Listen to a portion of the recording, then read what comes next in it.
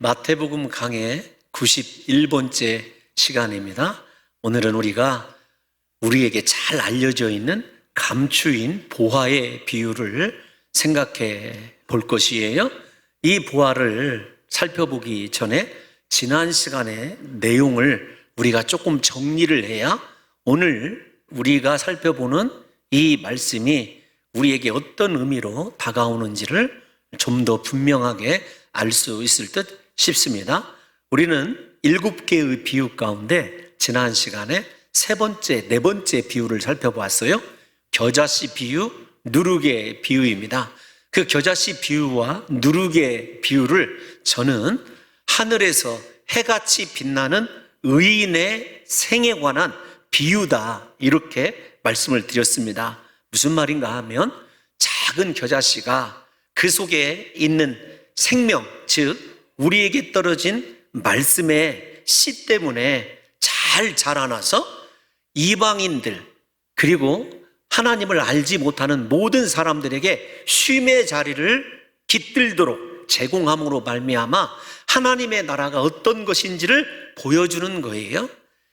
그 보여주는 과정에서 우리가 한 가지 명심해야 될 것은 이 겨자씨 또한 가라지가 함께 자라고 있다는 사실을 두 번째 비유를 염두에 두어야 합니다. 무슨 말인가 하면 이 작은 씨에 가라지가 덧뿌려져 있음에도 불구하고 가라지의 방해에도 굴하지 않고 그가 주인이 원하는 만큼의 장성함을 이루었다는 거예요. 그래서 열매 맺기에 합당한 그런 나무가 된 것이죠. 그래서 그 자신의 자라남, 성장을 다른 사람들에게 무상으로 값없이 받은 은혜인 만큼 값없이 나누어주는 그 모습이 사실은 하나님의 나라다, 이렇게 제가 세 번째 비유를 말씀을 드렸고요. 거기에 지나지 않고 겨자씨가 겉으로 외적으로 드러나는 성장이라고 한다면 누룩의 비유는 내 자신의 변화, 예수 그리스도를 믿고 그리스도를 닮아가는 그 변화를 통해서 내가 만나는 모든 사람들을 변화시키는 하나님의 거룩한 형상을 닮은 자로 우리가 성숙해가는 비유를 누룩의 비유로 저는 그렇게 여러분들에게 설명을 해드렸습니다. 특별한 용어를 여러분들에게 말씀을 드렸어요. 우리에게 이 특별한 신학의 용어가 불일치의 기준이라고 하는 말이 어렵다 할지라도 예수 그리스도께서 그 당시에 일반적으로 쓰이는, 예를 들면 누룩의 의미가 부정, 죄, 의식의 의미로 쓰여지거든요. 예수님께서도 바리새인들의 누룩을 주의하라고 의식의 개념을 이미 누룩을 통해서 설명한 적이 있었습니다. 그럼에도 예수님께서 그것과 다르게 전혀 다른 각도로 누룩의 팽창성을 이용하셔서 자신의 메시지를 새롭게 단장하시고 설명하시는 것을 불일치의 기준이라고 말씀을 드렸어요. 이 네 번째 비유가 그런 거죠. 누룩의 팽창성이 하나님 나라의 확장성을 얘기하는데 그 확장성보다도 다른 것이 아닙니다. 우리의 변화됨을 통해서 다른 사람까지 변화시킬 수 있는 그 믿음이 우리에게 있느냐, 그 성숙이 이루어져 있느냐, 그 사람이 하늘에서 해같이 빛나는 의인이라는 것입니다. 그래서 믿음은 언제나 자라나야 되고 믿음은 언제나 내가 예수님 닮아가는 변화가 있어야 하늘에서 해같이 빛나는 의인이라는 것입니다. 그런데 제가 여러분 역설적이게도 또 다른 이 세 번째, 네 번째 비유를 해석하는 견해로 결론을 맺었어요. 이 비유가 천국이라고 하는 것이 이 교회가 천국을 모형 삼는 것이라고 한다면 이 교회 안에 주님이 심으신 말씀의 씨와 가라지가 함께 존재한다는 거예요. 그래서 가라지가 어떤 것이었냐면 다른 사람을 넘어지게 하는 것, 불법을 행하는 자들, 그 불법을 행하는 것이 입술로 주여 주여 하고 하나님의 뜻을 행하지 않는 자다. 주님이 이렇게 분명히 특정해 주셨다고 말씀을 전해드렸습니다. 이 비유의 말씀을 통해서 사랑하는 성도 여러분들과 제가 만약에 믿음이 성장하지 않고 내 속에 변화가 일어나지 않는 대신에 다른 사람에 대하여 정죄하고 비판하는 능력은 탁월해서 다른 사람을 상처받게 하고 넘어지게 한다고 한다면 우리가 가라지일 수 있다. 두 번째, 우리가 함께 생각해 봐야 될 것이 어떤 것이냐면, 하나님의 천국을 침노하게 하고 하나님의 천국을 무너지게 하는 천국에 덧붙여진 가라지 인생을 다른 말로 말씀을 드리면 변화되지 않는 거예요. 예수 믿어도 겉으로는 철저한 종교인이 되어갑니다. 예배도 드리고 찬양도 드리고 기도도 합니다.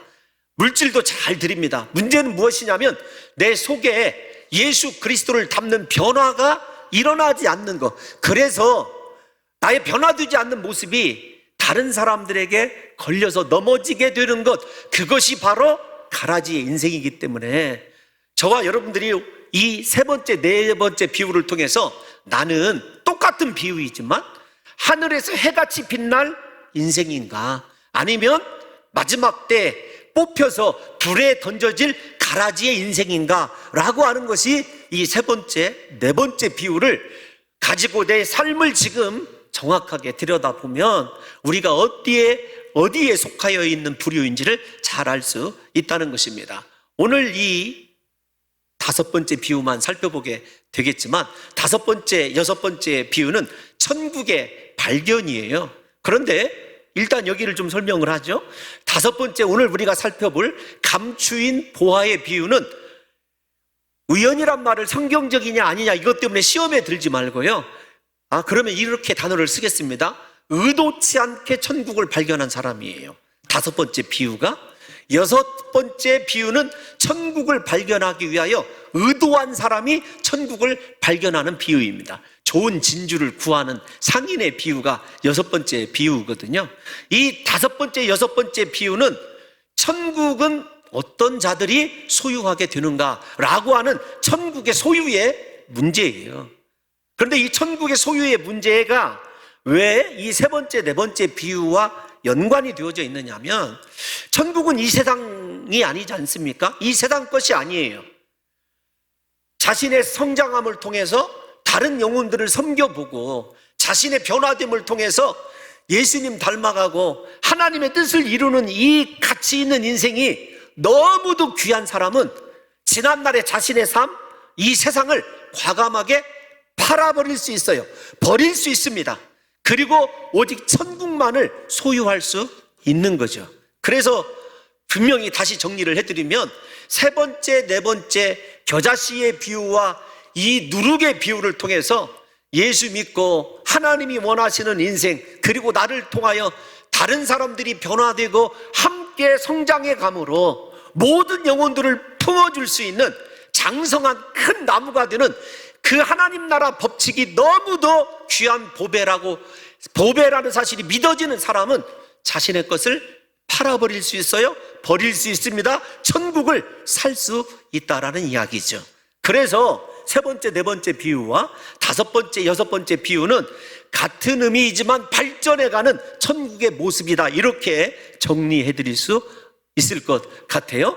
이 다섯 번째 비유, 밭에 감추인 보화의 비유는 우리가 너무도 잘 아는 비유입니다. 제가 쓸데없는 생각 고민을 한번 해본 적이 있어요. 어떤 거냐면, 지금 그 러시아와 그 우크라이나가 전쟁 중에 있잖아요. 전쟁 중에 만약에 이 폭격에 맞아서 은행의 서버가 완전히 다 파괴된다면 은행에 맡긴 돈은 어떻게 될까? 여러분 다시 생각해 보세요. 만약에 진짜 엄청난 폭발이 일어나 가지고 모든 우리 은행의 이 코드를, 그리고 은행의 모든 크레딧을 다 보관해 놓는 곳이 폭파된다. 한번 해봤어요. 그냥. 여러분, 그러면 가장 안전한 곳은 어디냐? 집 앞에 있는 마늘밭이죠. 아무도 몰래 최소한 김제에서 일어난 거 보니까 150억까지는 밭에다 숨길 수가 있더라고요. 여러분, 이 비유가 그런 거예요. 역사가 요세푸스에 의하면 유대인들은 하도 많은 침공을 당합니다. 그리고 그 당시에는 금융업이 오늘날처럼 그렇게 안전하게 발전하지 못하고 있을 때 아니겠습니까?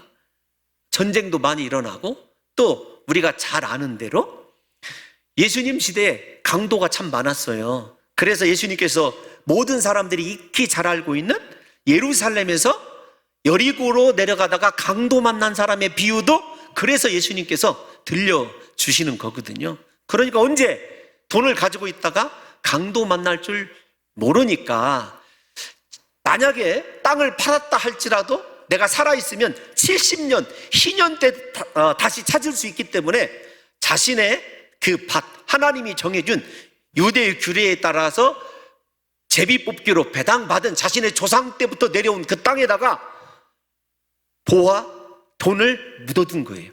실제적으로 많이 발견되고 있어요. 최근에도 옛날에 묻어둔 거. 그러니까 가장 안전한 곳이 어디다? 땅속이다. 예수님께서도 그 비유를 한 번 더 이야기하신 적이 있어요. 돈에 관한.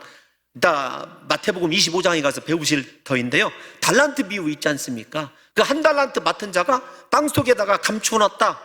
그 당시에 모든 사람들이 그렇게 하고 있는 익숙한 행동입니다. 중요한 것은 이제 어디에서 문제가 생기냐면 그 보화를 감추었던 주인이 전쟁에 나갔는데 전사하는 경우나 혹은 우리가 잘 아시다시피 다른 나라의 포로로 끌려가는 경우예요. 그래서 돌아오지 못하는 경우. 그러면 주인이 바뀌거든요. 주인이 바뀌었어도 희년이 되어 가도 그 땅을 찾아갈 수가 없어요. 왜냐하면 주인이 죽었기 때문에. 그리고 주인이 돌아오지 않기 때문에. 그러면 주인이 바뀝니다. 그럴 때 그 밭을 임시 소유주라고 얘기해야 되겠죠. 그 사람이 주인이 나타나지 않는 한 계속 소유하게 되겠지만 임시 소유주에게 한 사람이 소작을 얻었어요. 밭을 갈다가 덜커덕 쟁기에 걸리는 것이 있어서 파보니까 아니나 다를까 보화예요. 그러면 그 보화를 완전히 자기 것으로 소유하기 위해서는요, 어떻게 해야 되냐면 물론 그 당시에 발견한 사람의 것이 전체 다 발견한 사람의 것이다 이렇게 하는 법이 없어요. 소유주와 최소한 절반씩 나누어야 되는 규례가 있더라고요. 유대 그 당시 예수님 당시에 규례를 찾아보면. 그런데 그 귀한 보배를 원래 땅 주인도 아니고 자기 그 주인도 점거해서 지금 사용하고 있는 그런 주인이기 때문에 이 사람이 이걸 자기 것으로 온전히 삼고 싶어요. 어떻게 하냐면 방법은 딱 하나죠. 자기가 무슨 수를 써서라도 그 땅을 사면 그 땅에 속한 보화이기 때문에 그 보화가 누구의 것이 된다고요? 그 사람의 것이 된다는 거죠. 이 비유의 배경이 바로 이런 거예요. 그런데 이런 배경하에서 사랑하는 성도 여러분들과 제가 한 가지 먼저 생각해야 될 것이 어떤 것이냐면 땅의 보화가 감추어져 있는 것처럼 보화가 천국을 의미하는 것 아니겠습니까? 천국이 감추어져 있다는 거예요. 아무에게나 보여지는 것이 아니고 아무에게나 천국이 얻어지는 것이 아니라는 것입니다. 예수 그리스도도 이 비유를 설명해 주는 천국 비유장에서 이미 그 사실을 말씀하셨어요. 우리 마태복음 13장 11절 한번 같이 읽어보겠습니다. 시작. 대답하여 이르시되 천국의 비밀을 아는 것이 너희에게는 허락되었으나 그들에게는 아니 되었나니. 아멘. 천국의 비밀이 허락되어진 사람이 있고 허락되지 않은 사람이 있는 거예요. 그래서 사랑하는 성도 여러분들과 제가 일단 이 감추인 보화의 비유에서 알아야 될 것이 어떤 것이냐면 천국은 감추어져 있고 감추어져 있는 천국은 아무에게나 허락되어지는 것이 아니라는 것을 아셔야 됩니다. 저와 여러분들이 예수 그리스도가 내 구주시고 분명히 내가 천국 백성이라고는 믿음이 일어나게 된 것, 내 속에 그것 우리가 의도적으로 가진 것 아닙니다. 주님이 우리에게 믿음을 주셨기 때문에 우리가 천국에 관하여 예수 그리스도에 관하여 의심 없이 믿어지는 것 아니겠습니까? 그런데도 불구하고 그 당시에 이렇게 생각을 해보십시다. 예수님께서 천국의 메시지를 전합니다. 그런데 그 말씀을 듣고 하나님 나라를 발견한 사람들이 있어요. 그래서 그 하나님 나라의 기쁨을 누린 사람들이 있는가 반면에 예수님 주변에 수많은 유대인들을 보십시오. 그들은 동일한 말씀을 듣고도 천국을 발견하지 못해요. 오히려 예수 그리스도를 핍박하고 죽이려고 하는 것 아니겠습니까? 우리가 하나만 더 읽어보도록 하겠습니다. 요한복음 1장 4절에서 5절을 먼저 읽어보도록 할게요. 시작. 그 안에 생명이 있었으니 이 생명은 사람들의 빛이라. 빛이 어둠에 비치되 어둠이 깨닫지 못하더라. 아멘.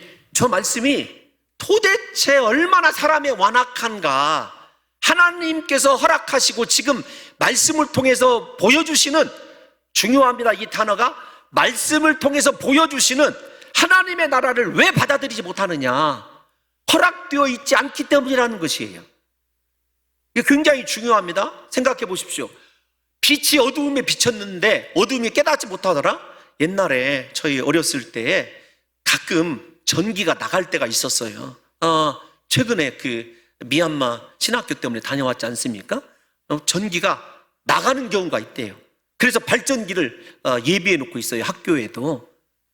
저희 어렸을 때도 그런 때가 있었거든요. 그래서 집에 초와 성냥을 꼭 준비해 놨어요. 전기 나가면 깜깜하잖아요. 생각해 보세요. 성냥개비 하나만 탁 이렇게 밝혀도 집안에 무엇이 있었는지, 누가 있었는지 금방 확인되잖아요.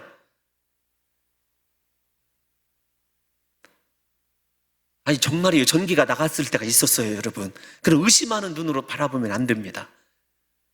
제가 얘기 드리고자 하는 것은 어떤 것이냐면, 아무리 어두움이 깊어도 성냥개비 하나만 잠시 켜더라도 그 작은 빛 때문에 어둠이 물러가게 되어 있는데, 사람의 마음이 얼마나 완악하면 빛이신 예수님이 우리 안에 비춰져 있는데도 불구하고 내 안에 있는 어두움이 물러가지 못하느냐, 이것보다 큰 비극은 없다라는 거예요. 다시 본문으로 돌아오면, 사랑하는 성도 여러분들과 제가 말씀을 통하여 예수 그리스도를 느끼고 하나님 나라를 발견할 수 있는 것, 그건 우리의 공로와 우리의 자격이 아니라 하나님의 그 은혜이고, 그래서 말씀을 통하여 하나님 나라를 깨달을 수 있는 허락되어진 그 사람이 얼마나 복 있는 사람인지를 이 비유가 우리에게 전해주고 있다는 것입니다. 사랑하는 성도 여러분들이요, 이 비유를 통해서 저와 여러분들이 분명히 확인해 봐야 될 것이 있어요. 내가 하나님 나라를 바라보게 된 것, 예수 그리스도를 믿고 이 자리에 앉아있게 된 것, 이 자리에 앉아있어도 진짜 믿음으로 하나님 나라를 마라나타 주 예수여 어서 오십소서 소망하는 사람으로 앉아있다는 것은요, 하나님의 이 특별한 은혜, 너희에게는 허락되어진 하나님 나라, 내게 허락되어진 그 하나님 나라가 하나님의 은혜라는 사실을 분명하게 다시 깨달아 알아야 한다는 것입니다. 그럼에도 불구하고 택함 받지 않은 백성들에게는 하나님의 말씀을 들어도 하나님 나라를 발견할 수 없는 엄청난 형벌과 징계가 있다는 사실을 우리가 두려운 마음으로 들어야 되죠. 무슨 말씀인가 하면, 오늘도 마찬가지입니다. 예수님 시대와 같은 공간에서 동일한 말씀을 듣고 있지 않습니까? 동일하게 찬송 드리고 동일하게 기도하고 있음에도 불구하고 말씀을 통해서 하나님의 나라를 발견하는 사람이 있고, 그래서 내 모든 소유를 다 팔아서 주님을 기쁘시게 해야 되겠다, 하나님을 쫓아가야 되겠다 결단하는 사람이 있는가 하면은, 말씀을 들어도 아무런 감동이 없는 두 부류의 사람이 있다라는 거예요. 여러분 생각해 보세요. 베드로가 설교를 했었을 때 그 동일한 설교를 듣고 엄청나게 가슴을 치며 회개한 사람들이 있었어요. 우리 사도행전 2장 37절에서 38절 한번 읽어볼까요? 시작. 그들이 이 말을 듣고 마음에 찔려 베드로와 다른 사도들에게 물어 이르되, 형제들아 우리가 어찌할꼬 하거늘. 베드로가 이르되, 너희가 회개하여 각각 예수 그리스도의 이름으로 세례를 받고 죄 사함을 받으라. 그리하면 성령의 선물을 받으리니. 아멘. 여러분, 성령을 받는 법, 제가 질문을 받았어요. 회개하고 죄사함 얻으면 성령을 주신다고 약속했습니다. 오늘은 그 맥락이 아니죠. 말씀을 들었을 때, 하나님 제가 어떻게 해야 되겠습니까? 하나님, 베드로의 설교를 들은 유대인들은 형제들아 우리가 어찌할꼬 하고 통유하는 마음을 가졌거든요. 죄 때문에 두려운 마음을 가졌어요. 반대로 지금 베드로의 설교를 듣고 있는 유대인들이 베드로를 잡아다가 감옥에 가두고 요즘 말로 고문하고 신문했다는 것을 생각해 보십시오. 동일한 장소에서 일어나는 현상 아니겠습니까? 사랑하는 성도 여러분, 예수님께서 이 천국장에 들어오기 전에 이미 하나님의 말씀을 듣는 것이 얼마나 큰 은혜이고 복이고 중요한 우리의 삶의 가장 큰 은혜라고 하는 것을 강조하셨다는 걸 우리가 알 수가 있어요. 마태복음 11장 17절 말씀 한번 읽어볼게요. 시작. 이르되 우리가 너희를 향하여 피리를 불어도 너희가 춤추지 않고 우리가 슬피 울어도 너희가 가슴을 치지 아니하였다 함과 같도다. 아멘. 여러분들은 어느 쪽입니까? 아무리 말씀을 외쳐도 피리를 불어도 춤추지 않고 슬피 울어도 가슴 치지 않는 말씀에 무감각해서 말씀을 들어도 하나님 나라가 보여지지 아니하고 예수 그리스도가 느껴지지 아니하고 십자가의 그 은혜가 내게 아무런 감정 없이 지금 지나가고 있다면 여러분 다시 생각해 봐야 돼요.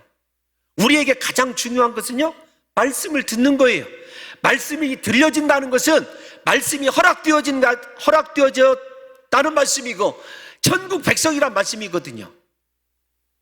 이 본문을 해석을 하면서 하나님의 말씀이 들려지지 않아 천국을 발견하지 못하는 것, 이것을 한 단어로 절망이다 이렇게 설명을 해놨더라고요. 절망이라고. 어떤 신학자가 그렇게 얘기를 했어요. 제가 그 부분을 그대로 읽어드리면 말씀을 들을 때 천국이 느껴지지도 보이지도 아니하고 예수 그리스도를 발견할 수 없다.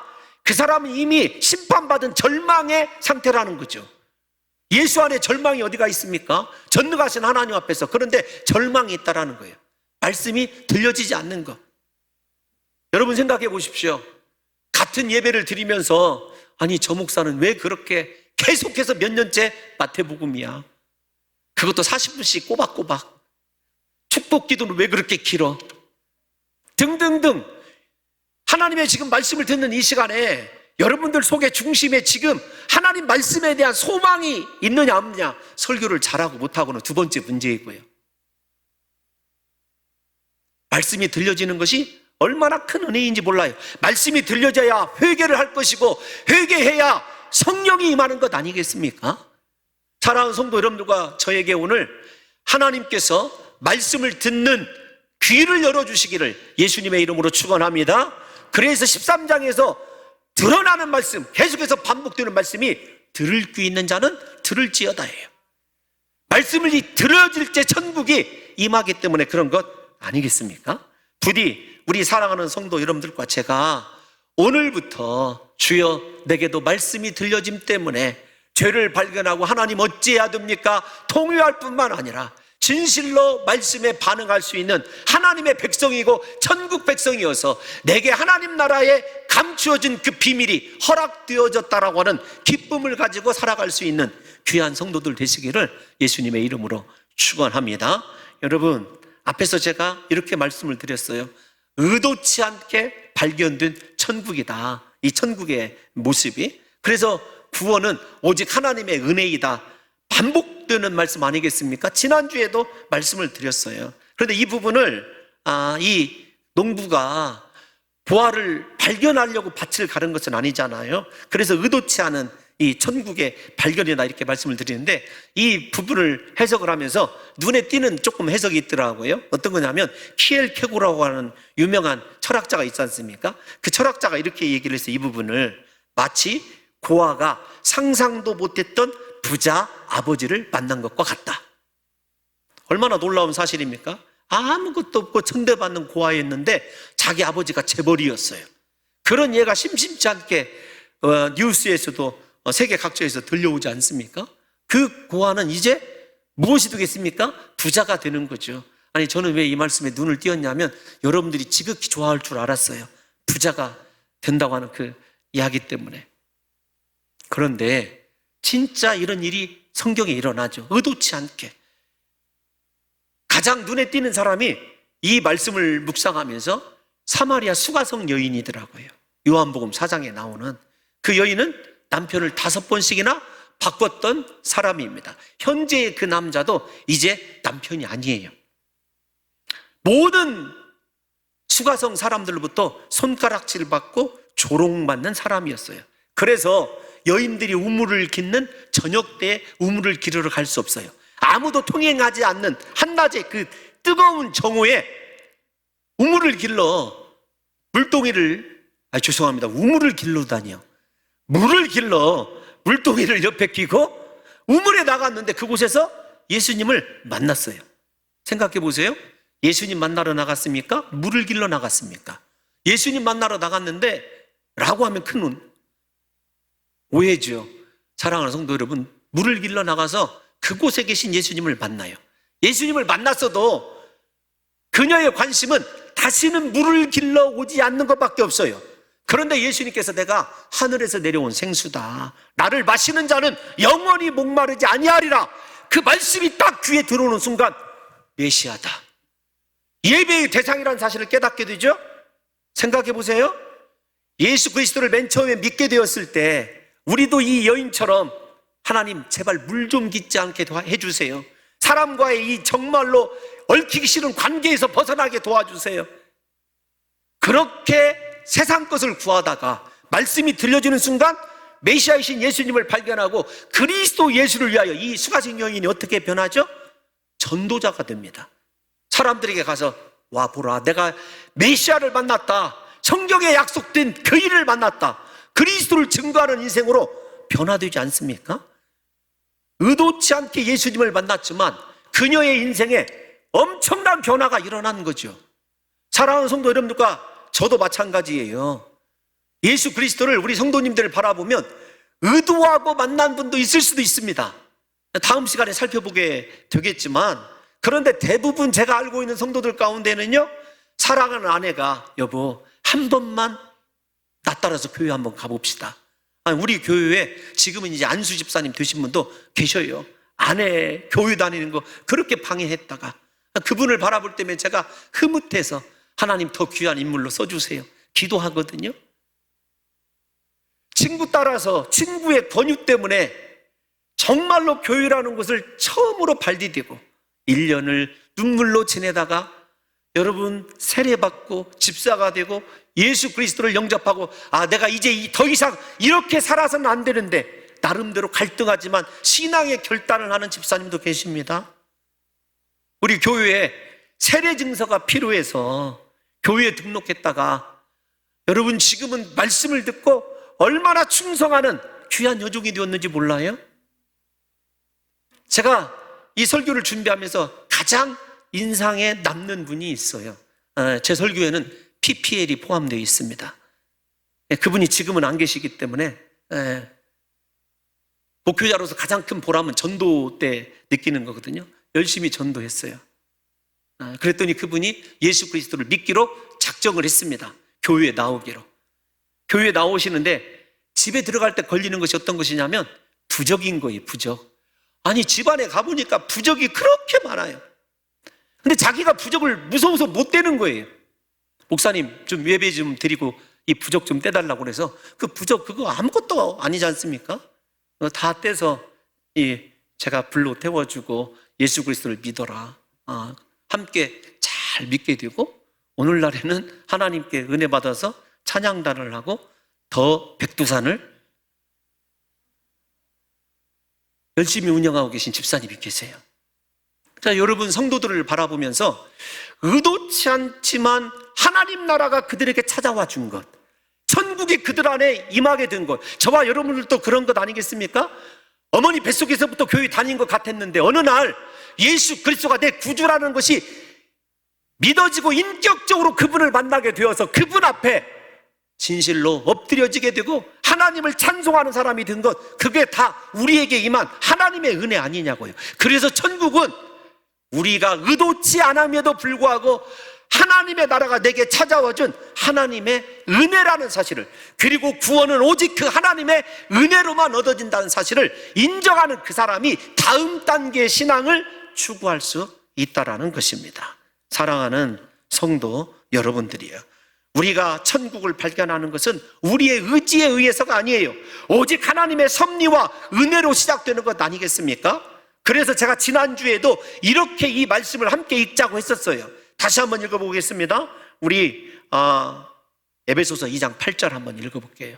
에베소서 2장 8절 시작. 너희는 그 은혜에 의하여 믿음으로 말미암아 구원을 받았으니 이것은 너희에게서 난 것이 아니요 하나님의 선물이라. 아멘. 그러면 저렇게 하나님의 선물, 하나님의 은혜로 얻어진 구원이 신약에서만 그렇게 말씀하느냐? 그렇지 않아요. 사실은 저 말씀이 이사야에 있는 말씀의 성취이거든요. 우리 이사야 65장 1절 말씀 한번 읽어보겠습니다. 시작. 나는 나를 구하지 아니하던 자에게 물음을 받았으며 나를 찾지 아니하던 자에게 찾아냄이 되었으며 내 이름을 부르지 아니하던 나라에 내가 여기 있노라 내가 여기 있노라 하였노라. 아멘. 사랑하는 성도 여러분들과 제가 의도적으로 하나님을 찾은 것이 아니라 하나님이 우리에게 찾아와 주셨기 때문에 그 은혜가 얼마나 소중하냐고요. 죄로 말미암아 죽어야 되고 항상 생각하는 것이 죄이고 행하는 것이 악임에도 불구하고 우리에게 구원의 은혜를 베풀어 주셨을 뿐만 아니라 우리를 떠나지 아니하시고 버리시지도 아니하시고 어쩌면 우리는 야곱보다 더 지렁이 같은 존재임에도 불구하고 그 하나님께서 우리를 끝까지 사랑하셔서 함께 계시고 지금 나의 예배를 받기 원하신다는 그 모습만 생각해도 얼마나 은혜되고 우리의 삶이 가치가 있는 줄 저와 여러분들이 분명하게 깨달아지게 되는 것 아니겠느냐고요. 저는 우리 사랑하는 성도 여러분들과 제가 이 천국이 나에게 임한 것에 대해서 감사함으로 말미암아 어떤 위기 가운데서도 나를 구원하신 그 하나님이 내 인생을 붙들고 계심을 믿으심으로 말미암아 또 다른 힘을 낼 수 있는 귀한 은혜도 덤으로 주어지시기를 예수님의 이름으로 축원합니다. 중요한 건 그 은혜가 깨달아지는 사람만이 천국을 위해서 희생하고 대가를 지불할 수 있다라는 사실입니다. 우리 다시 오늘 본문을 한번 읽어보도록 하겠습니다. 44절 시작. 천국은 마치 밭에 감추인 보화와 같으니 사람이 이를 발견한 후 숨겨두고 기뻐하며 돌아가서 자기의 소유를 다 팔아 그 밭을 사느니라. 아멘. 기뻐하며라는 말이 중요해요. 자기의 소유를 다 파는데도 기뻐하고 있어요. 왜냐하면 천국의 보화가 얼마나 귀중한 것인지를 알기 때문에, 다른 말로 표현하면 내게 하나님이 찾아와 주셔서 베풀어 주신 구원의 은혜가 얼마나 소중한지를 알기 때문에 내 것을 팔아버리고 내게 있는 것을 버려도 기쁘냐라는 것입니다. 여러분들에게 묻고 싶습니다. 하나님 나라가 여러분들 가운데 하나님의 은혜로 임했는데 하나님을 위하여 헌신하고 희생하며 내 자신을 포기하고 버리는 가운데 기쁨이 있는지, 아니면 마지못해서 억지로 오늘 우리 찬양대의 찬양처럼 입술로 원망하고 불평하면서 그렇게 살아가고 있는지를 한번 생각해 보자는 거죠. 여기 판단하는 말을 버리다하고 번역하는 것도 과히 틀린 해석이 아닙니다. 천국을 얻기 위해서는요, 그리고 분명히 내게 임한 천국을 지켜내기 위해서는 우리 삶에 버림이 있어야 되는 것 아니에요? 예수님의 제자들 생각해 보십시오. 예수님 갈릴리 나사렛 사람입니다. 갈릴리 나사렛에서 무슨 선한 것이 나겠느냐, 사람들이 손가락질하는 곳에서 나신 그분을 예수님께서 부르신다고 제자들이 따라갈 때 자신의 배도 아버지도 함께 일하기로 얻은 사꾼도 그물도 버려두고 예수 그리스도를 따랐어요.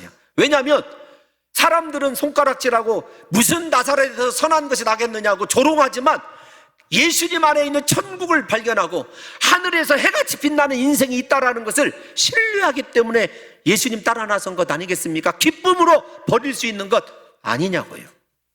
여러분, 이 본문을 생각할 때마다 우리가 생각하는 위대한 인물이 있죠. 사도 바울 아니겠습니까? 사도 바울도 마찬가지였죠. 그가 예수 그리스도 밖에 있을 때에는요, 자신이 소유하고 있는 것들이 자랑거리였어요. 자신의 자부심이었습니다.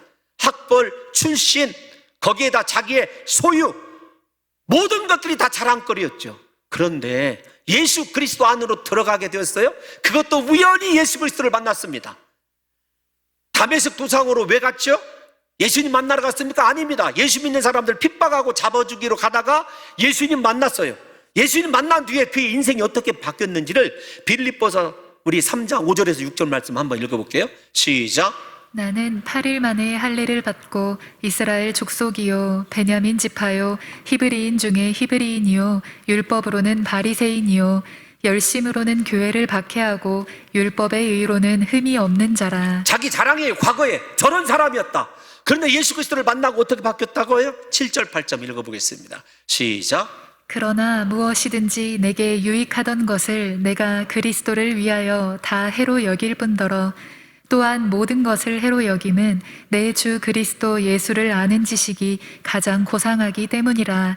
내가 그를 위하여 모든 것을 잃어버리고 배설물로 여김은 그리스도를 얻고. 아멘. 세상에 그 자랑하던 것들, 붙잡고 있던 것들, 은근히 자부심을 느끼고 있던 그 모든 것이 무엇이라고요? 배설물이에요. 그에게는 예수 그리스도가 보화였고 그리스도를 얻기 위하여 자신의 모든 것을 버려야 된다는 사실을 잘 알고 있었던 사람 아닙니까? 사랑하는 성도 여러분들과 저에게 구원의 은혜가 하나님의 선물이고 하나님이 주신 은혜라고 하는 것이 분명히 믿어진다고 한다면 그 천국을 놓치지 않기 위하여 여러분 무엇을 버리고 무엇을 포기해 봤느냐고요. 어떤 사람은 자기 자존심, 어떤 사람은 체면, 가장 힘든 것이 여러분 우리가 예수 그리스도를 소유하는데 힘든 것이 어떤 것일까요? 세상에 학식인 사람도 있고 물질인 사람도 있겠지만 제가 볼 때는요 깨지지 않는 우리의 자아예요. 그 자아 때문에 상처 입고 시험에 드는 것 아니겠습니까? 내가 누군데? 내가 누구긴 누구예요? 예수 그리스도 앞에서 다 죄인이지. 사랑하는 성도 여러분, 예수 그리스도 천국의 보화를 발견했다면 그 그리스도를 얻기 위하여 우리가 반드시 세상의 것, 지나간 과거, 내가 자랑하고 붙들고 있는 것들 버려야 됩니다. 그래야 하나님 나라에서 해같이 빛나는 의인으로 살아가게 되는 거죠. 세상 것도 버리지 못하고 예수님을 지극히 사랑하지 못하는데 어떻게 하늘에서 해같이 빛나는 의인이 되겠느냐고요. 여러분, 그런 사람의 예가 성경에 나와요. 나중에 마태복음 19장에서 우리 살펴보게 될 터인데요, 부자 청년이라고 하기도 하고 다른 복음에서 부자 관원이라고 하기도 합니다. 한 청년이 부자예요. 거기다가 관원인데, 그러니까 부자이고 관원이니까 얼마나 높은 지위를 가지고 있겠습니까? 어느 날 예수님께 나와요. 선한 선생님이요, 내가 무엇을 하여야 영생을 얻을 수 있겠습니까? 네가 어찌하여 나를 선하다고 하느냐? 하나님 한 분 외에는 선한 분이 없다. 그러면서 예수님께서 그 사람이 기특해서 말씀을 들려주죠. 너 하나님을 사랑하고 사람을 사랑해라. 계명을 지켜라. 제가요 그런 것들은요 어려서부터 다 지켜왔어요. 예수님이 진짜 사랑하는 마음으로 다른 복음서를 보면 사랑해서 웃으시면서 인자한 모습을 가지고 네게 부족한 것이 하나 있다. 네가 가지고 있는 소유를 팔아서 가난한 자들에게 주고 너는 나를 따르라. 하늘에서 내 보화가 크리라. 이것이 예수님이 주신 약속의 말씀 아닙니까? 지금 이 부자 청년에게 바라보라고 하는 것은요 하늘의 보화였어요. 하늘의 보화를 발견하면 땅에 있는 거 버리게 되어 있으니까요. 그런데 이 부자 청년이 어떻게 하죠? 근심하며, 재물이 많았으므로 근심하며 떠나가니라. 돌아가니라도 되어 있지만 떠나가는 거, 예수 그리스도를 떠나가는 인생.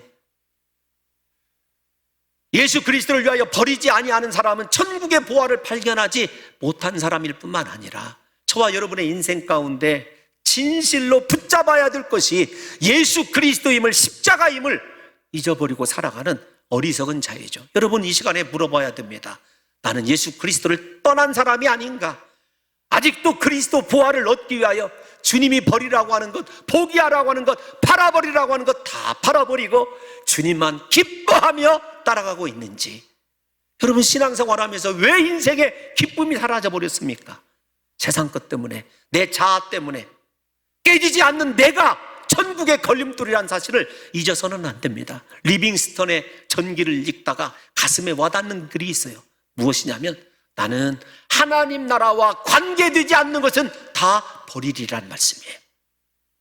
우리 사랑하는 성도 여러분들과 제가 오늘 분명히 내게 임한 하나님의 나라가 은혜로 주어졌고 천국의 가치가 깨달아지는 성도라고 한다면, 말씀을 통해서 그 사실이 믿어진다고 한다면, 여러분, 예수 그리스도를 따라가는데 기뻐하면서 그분을 따르는데 걸림돌 되는 것, 모든 것 다 팔아서 천국을 살 수 있는 이 농부처럼 내 모든 것 버리고 그리스도만 얻기 위하여 남은 생에 그렇게 헌신할 수 있는 귀한 성도들이 되시기를 예수님의 이름으로 축원합니다. 할렐루야.